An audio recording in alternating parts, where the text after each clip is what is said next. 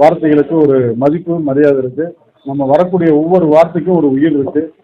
அப்படிப்பட்ட அந்த உயிரான வார்த்தையில வந்து நம்ம தமிழக முதல்வர் தயவு செஞ்சு நீங்க மரியாதை கம்மியாவோ பேர் சொல்லியோ அவதூறாக விஷயம் பேசாதீங்க. உங்களை மன்றாடி நான் கேட்குறேன். ஒரு கூட பிறந்த உங்களுடைய விஜயோட அண்ணன் தான் கேட்குறேன்.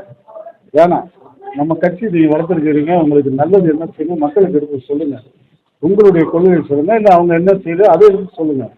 அதை விட்டு தேவையில்லாதான் பேச வேணாங்கிறது எனக்கு தாழ்மையான வேண்டுகோள். தம்பி விஜய் அவர்களே, ஜோசப் விஜய் அவர்களே, உங்களை நான் மன்றாடி கேட்டுக்கிறேன். தயவுசெய்து அந்த மாதிரி நீங்கள் பேசாதீங்க. அது வந்து எனக்கும் இல்லை, என்னை சார்ந்த ரசிகர்களுக்கும் தாய்மார்கள் எல்லாருமே எனக்கு வந்து ஃபோன் வருது, நீங்கள் பேசணும்லாம் கரெக்டாக அப்படிங்கிறாங்க. ஏன் இந்த ஆதங்கம்? முதல்ல தட்டி கேட்டது நான் தான். அதுக்கு பின்னால் எத்தனையோ பேர் கேட்குறாங்க.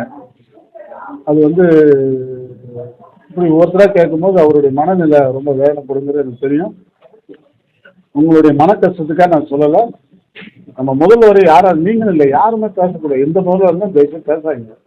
மக்களால் தேர்ந்தெடுக்கப்பட்ட ஒரு அரசு, மக்கள் ஆட்சி, அதுக்கு நம்ம மரியாதை மதிப்பு கொடுக்கணும். வரக்கூடிய எலெக்ஷனில் கண்டிப்பாக திமுக அமோக வெற்றி பெறும். அவர் தான் சிஎம் ஆவார். ஆணித்தரமாக நான் சொல்கிறேன். நன்றி நன்றி நன்றி.